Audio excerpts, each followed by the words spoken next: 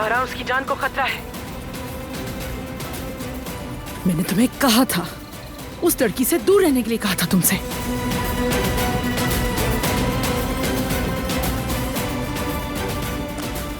रिवा, गाड़ी निकलवाओ जल्दी।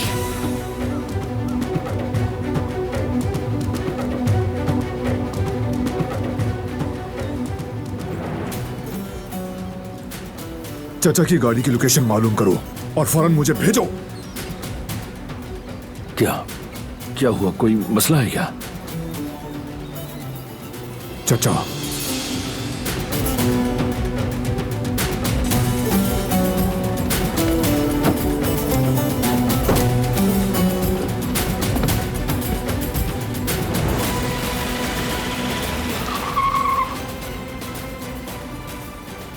बाबा,